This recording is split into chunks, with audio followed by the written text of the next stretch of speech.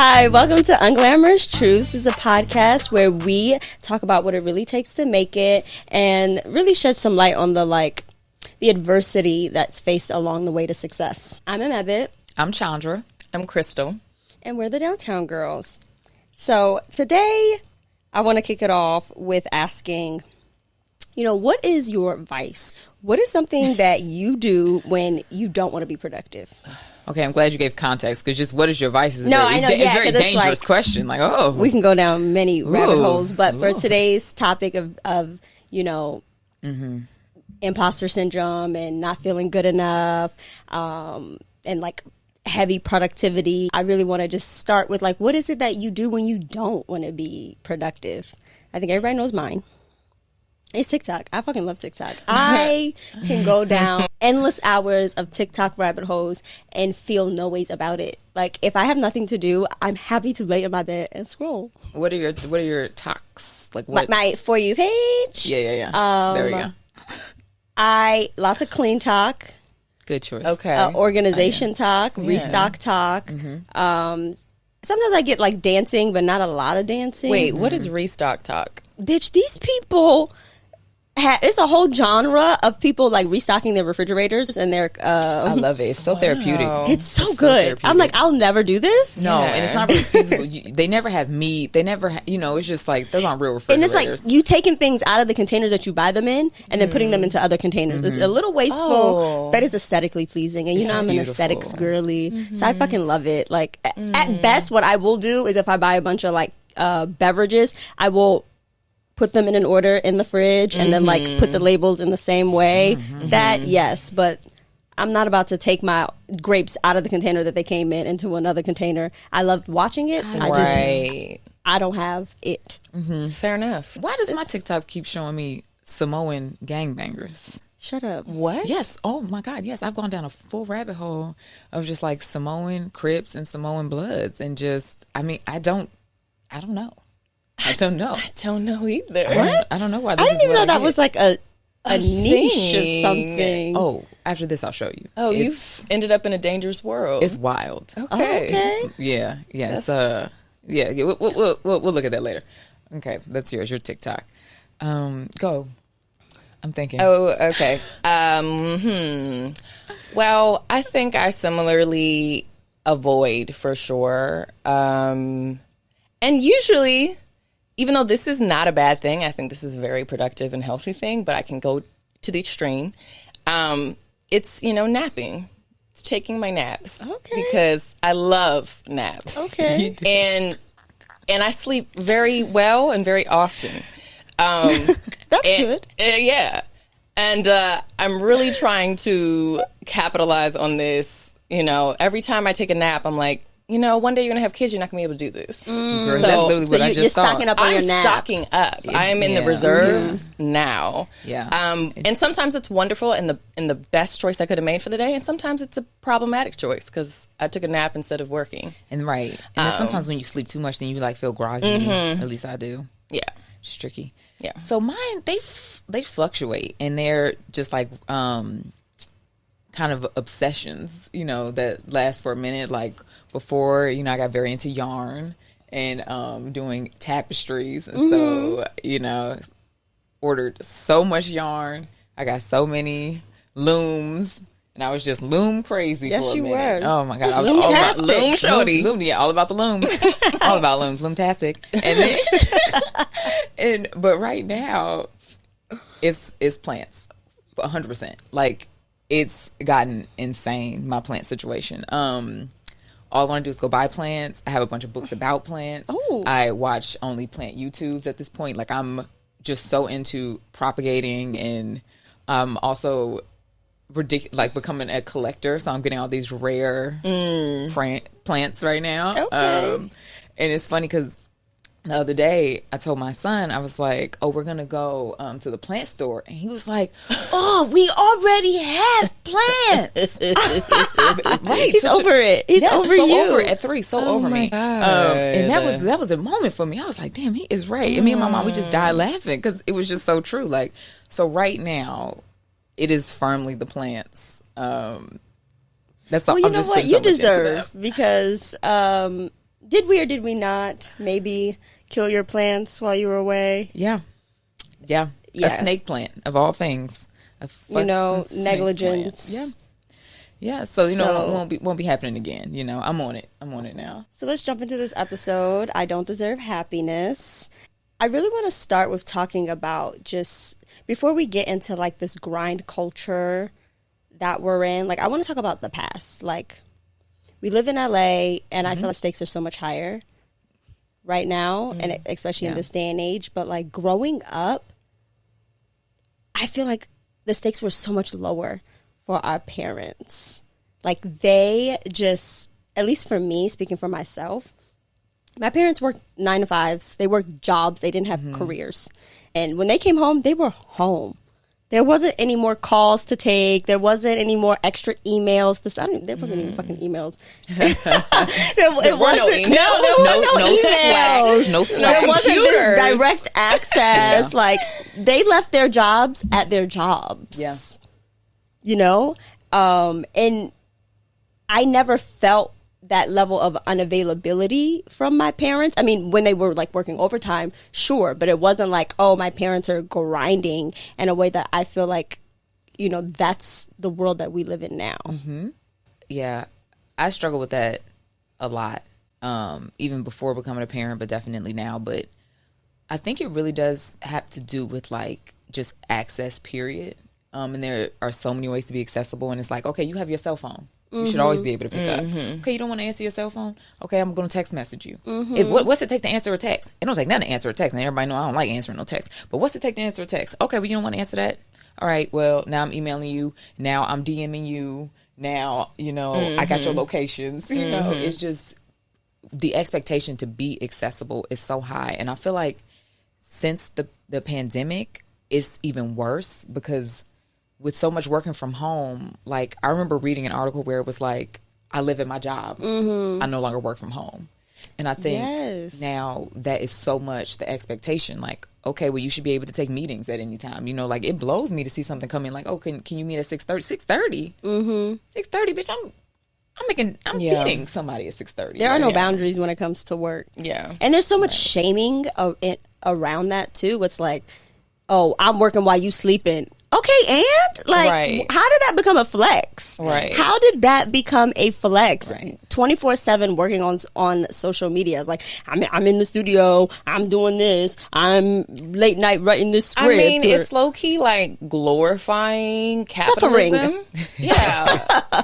And people don't even realize what they're glorifying. People will just say anything these days just to flex, and it's so empty and like meaningless. Because it's like, bro, that's not a flex. Like, you living whatever your uniquely designed life is for you is the flex. Like, not trying to compare or be something compared to somebody else or force other people to do anything that you're doing. Right. Just do you, bro. So harmful in a sense because I feel like it's such a poor life-work balance.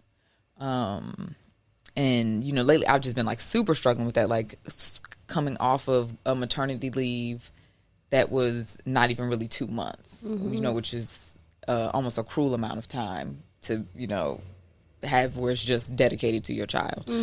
So, yeah, it's no me gusta. Not a fan. Yeah. It's crazy because, this country also is uniquely cruel because there are countries all over the world where they do it very differently. When I lived in Berlin for a year and a half, and when I was in Germany, they have a law built into their system to criminally pursue employers if they contact their workers after 5 p.m. Ooh. You can sue your employer and the state will back you up. Shut up. Yes, it is unique to this savage country. With the level of burnout, capitalism, all of it. It's like literally it doesn't have to be this way. Like That's there how are I places feel too. it doesn't have feel to. Human. It's not normal. Like, it's not normal. Literally in Germany, when you have a child, both the mother and the father, or both parents, whatever, get a year worth of leave paid. Amazing. So fuck this country. That's why I need to get my Vita Zang. I don't even know if that's German. Okay. I don't know German. Was ist das? It was what she said. Okay. Times 2. But I also think like a major part of that is us going into a field of pretty much entrepreneurship. Yes. And not having the security of a 9 to 5, of a steady paycheck every week or every other week, and like paid time off. Like vacations cost us more money. Yeah. Right. Because we don't get vacation days where we're getting paid for those days we're on vacation, and the only money that we're spending is at the resort or wherever the hell you're going. No, you're spending money at this place that you're at vacation at. You're also spending money every day that you're not at your damn job. Right. That you're not grinding. Right. And so that adds another level of pressure of like, did I deserve this? And also, not only is there insecurity, but there's no career map. You know, it's not like becoming a doctor, right? Where it's, you know, pretty clear the steps that you're going to take. You know, I don't fully know them. You're going to graduate at some point. You're going to be a resident. At some point, you're going to be an intern. I think I learned this from television. But, you know, these are the steps you're going to take. You're going to get your specialty, whatever. But for us, it's like, there's a million different It's going to be what you ways make it to do this. Yeah. Right. Exactly. And so more pressure on you. It's going to be what you make it. Yeah. You are your own CEO. What you put in is You what are you get everything. out. Yep. And it's like, how do you create boundaries when you are the CEO? Because that's a conversation I feel like people don't have, which is like, of course you need boundaries, even when you're a CEO. Of course you need boundaries, even when there's always more to do. It's just like a thing in life, period. There's always going to be more to do. Because you say to yourself, like, Yeah. all right, I'll take a vacation when I get this, when I have this much in my bank account. And then you get that much in your bank account, and you're like, oh, nah, I'll take a vacation when I get this much. Right. And it never ends. Vacations become so different because I'm going on a vacation tomorrow. Thank you, Jesus. And, you know, it really has just come from a place of I am so tired. If I don't leave and just literally be away out of this bitch, you cannot reach me, then I'm not going to stop. And I, So you're a fan of the that. forced, like, this is it. I'm not a fan of it, but it's just what must be done. Yeah. You know, like I'm just trying to be honest about how my life is going and trying to figure out how to best support myself in this journey. And it's like, all right, girl, well, if you have to go on vacation punishment, you know, which sounds like a crazy thing to say, then you do. You know, because I need that. And I want that. I want to just be sitting with my, you know, family. But it's always the fear, like, okay, every minute I'm not working, somebody else is, and I'm not in competition with nobody but myself, but I'm going to get further and further down. That's so further, real. you know? If I don't get it, someone else going to get it. You know, and we're in a industry where it just, I feel like everything though has been made to feel like there's just but so few slots, right? So, you know, it's lonely at the top. It's lonely because it's only a few slots. Right. So where you finna be? You finna be a broke bitch at the bottom? Or you finna be at the top? Right. You know? And it's like, well, I don't want to be a broke bitch, but I would like to be a healthy Right. bitch. I don't think I've ever taken a vacation without my laptop. Wow. And I won't be either. I will be taking my laptop. But You said I said I will be taking my laptop. Yeah, like I didn't have to. I've never gone anywhere without my That's laptop. true. I purposely look at luggages Yeah. that have places for my laptop. Like that is a Yeah. big part of my travel. Yeah. I think in general, just finding time, I know for myself, like even on vacations, I will literally book a pre-vacation for the vacation. So before I'm around other people, I will spend the first 2 days in a locale alone. Like I will literally go set up shop for myself mentally. You do that. I do it See, every yeah. time. I did it in Mexico City. I did it in did. Costa Rica. I did not know that's why I you go do that. first because it's also my energy. The way that energy works for me is social activity is it takes things away from me as well.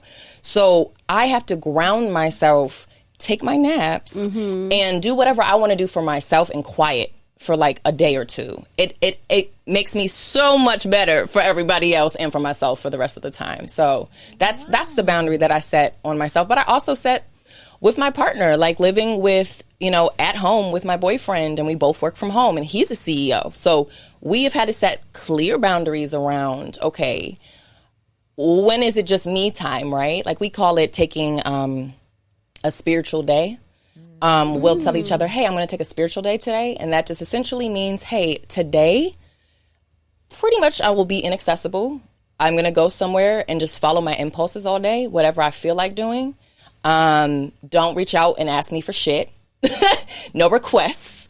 My phone will usually be off. And it's just whatever I want to do to pour my cup up. That's beautiful. So we both do that weekly. We do each have like a 1 day a week where we do that. Yeah. That's beautiful. That is. Definitely keep doing that before you have them children. Oh, I'll keep it up. Yeah. Different, but I'm like, oh, that sounds amazing. And then I always find that, like, whenever I try to have like radical self-care, I'm like, okay, I'm taking this trip. I'm booking out. Like, that was a hard place for me to get to, where I will actually tell people, don't call me. I'm unreachable.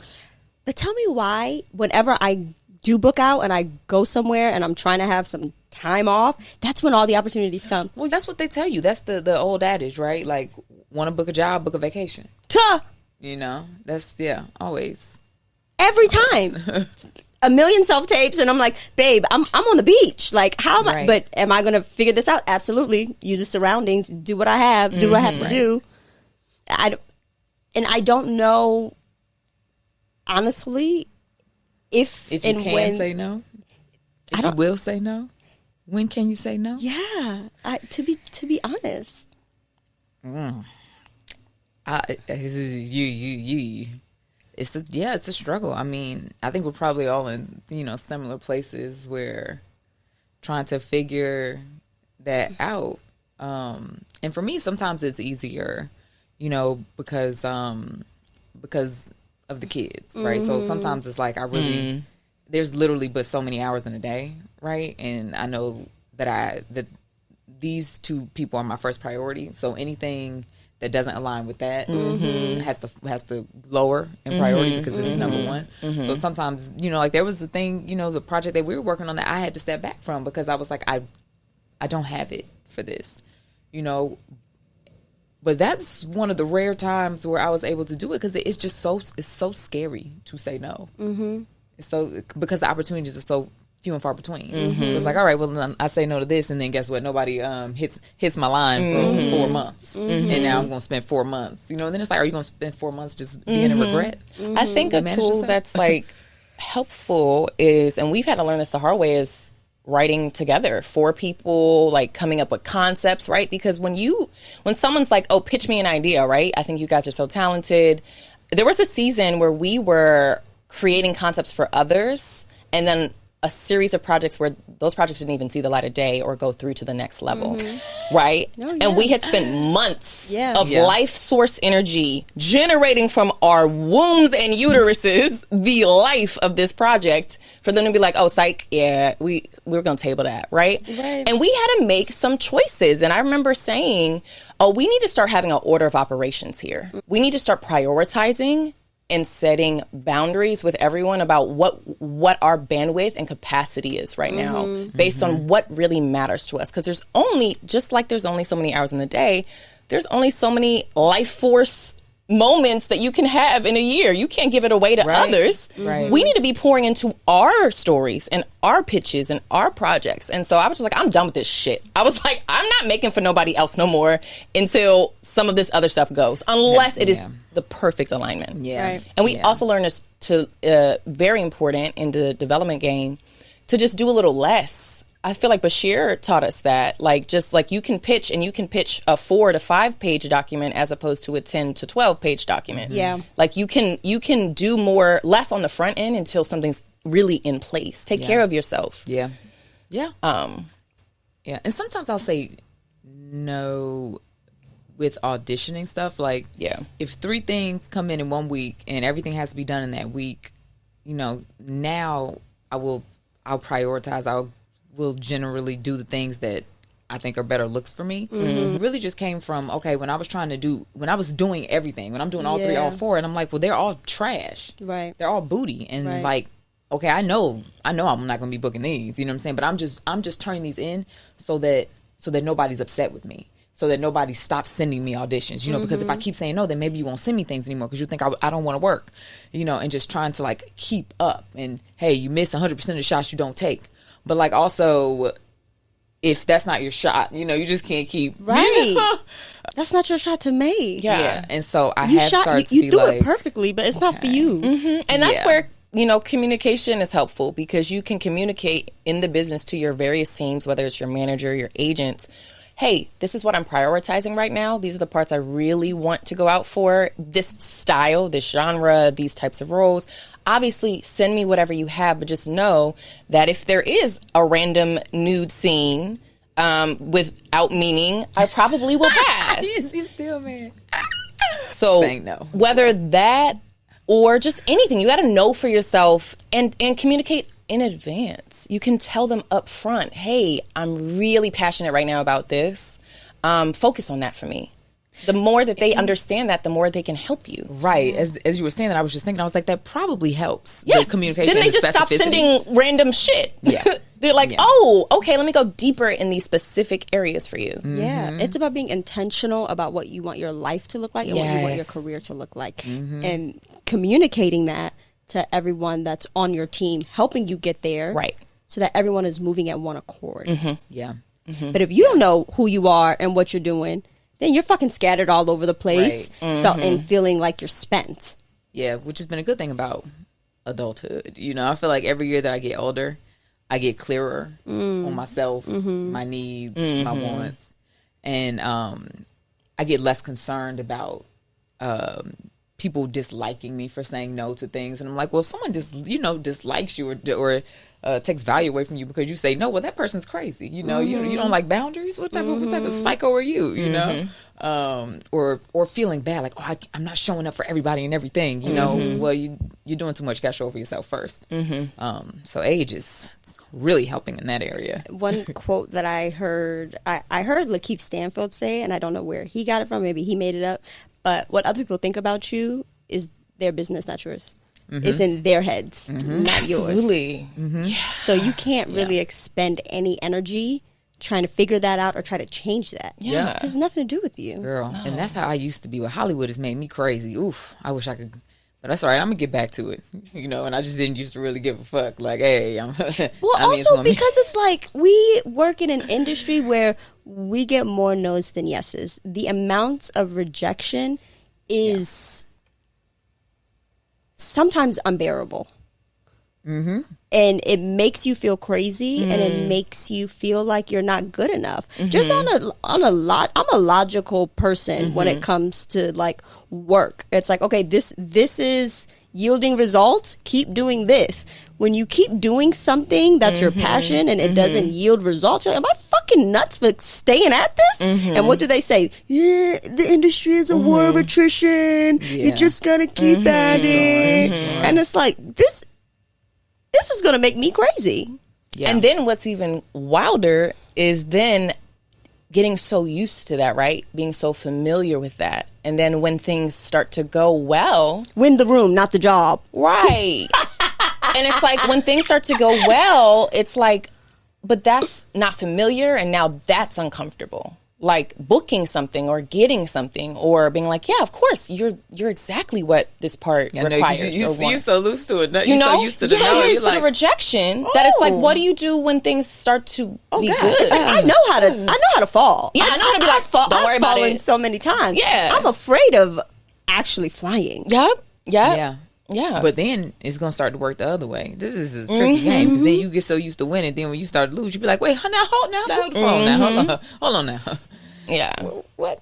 No, I work. Yeah. But those years of rejection really does compound into imposter syndrome, to be honest. It's like, okay, well, here are all these no's, all these people essentially telling me that I'm not good enough. And obviously that's not what that is. You know, it's just, it wasn't your job. It wasn't your project. It wasn't your opportunity. And you obviously need to keep at it. But in the moment, like that is just not how my fucking brain works. It's me.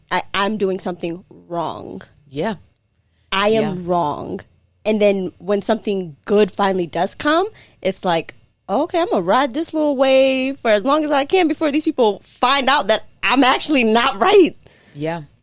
I think last year, I'm pretty sure it was around last year, was the first year where I had a transition in my whole being where I started expecting yeses. Yes. And it really has made me approach the work differently. And I think the work is better too. Like I feel like the work that I'm doing is better because I go into it expecting a win and expecting everyone to be rooting for me as well. whereas before I would do the stuff and it was just like, why even follow up? Like it's gonna be a no, because why me? Instead of the opposite version of why me, of like why not me? Like why not me? Absolutely. Shit, it could be anybody sitting on the bus stop. Why not me? Yeah. We only humans. I'm right. I'm here too. Absolutely. But before that, it was just so much, because you do, the beat down is hard. It is a full beat down, and it's hard to see the other side. Yeah. When you're in the midst of it. And I don't know what made the transformation for me. You know what? I think I just really got tired of feeling bad. Just got tired. Real. I said, I don't want to feel like this anymore. If I want to feel like this, I might as well go work at the bank, which is always my backup job, because I think it would be fun to count money. The bank. Girl, that's that Capricorn moon. I know. Money. I would love working at the bank. I was like, I know they be having fun. They just count money. Yeah. I feel like for me, I feel like I'm working on this. This is something I'm actively working through right now, which is just like embracing change in either direction, and just finding the center throughout all of it. Because, I do feel like I'm struggling with when good things come to me, I will get in my own way about them, whether it's career or life. I just moved into a home and I love it. And then I caught myself the other day coming up with reasons to be irritated about it or whatever. And it's just no, this is beautiful. Crystal, embrace the gifts that God has given you, right? That you deserve, that you worked really hard for. Why do you think your mind spirals the other way first? Well, I think that I have trust issues with change itself. That's fair. And I think that good or bad, my body has been programmed to protect itself, because I sat with it. I've been sitting with this actually this week, because y'all know I heard some terrible news about the apartment in Brooklyn and, the board threatening for me not to be able to sublet, this whole thing, right? And that really shook something about my foundation that I've built for myself, where I was like, this is something I fought for and earned, and I feel threatened. And it's funny because a lot of times it's not personal. It's just business. They just decided to stop letting the shareholders sublet. But for me, I had a spiral where I was like, you can't do that to me. I earned this. And this is also a part of my financial foundation. I get passive income from having a tenant. Now I have to think about what I'm going to do with this place. And then I really had to sit with myself. And I was like, you know what? I think that, unfortunately, obviously, as so many things go back to childhood, as a kid, both of my parents, I was in certain circumstances where negative change happened not frequently. It happened out of nowhere with no preparation, and also no discussion necessarily from the parent about it. So I often felt wildly powerless, right?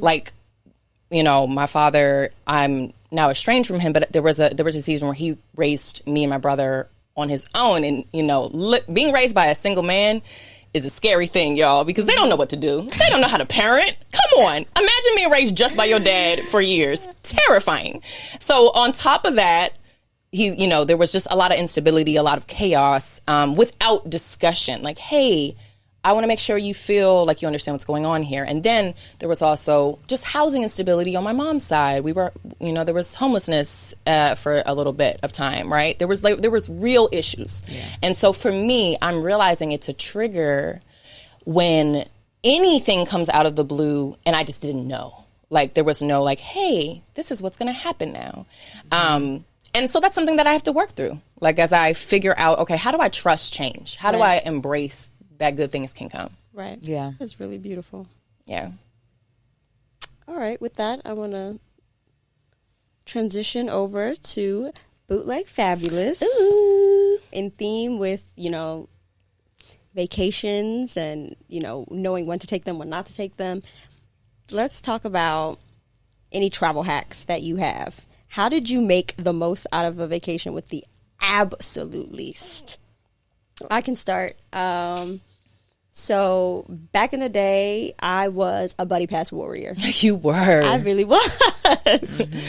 Shout out to my brother. Okay. Worked for American Airlines and put me on his family plan. Yes. I went everywhere for free.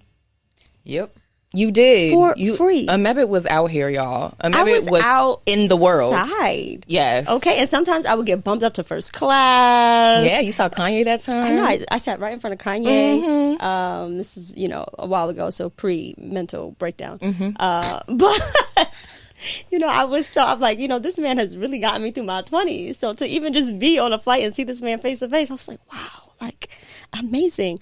But yeah, that, like, saving money on flights helped me kind of redisperse that money to the actual trip itself.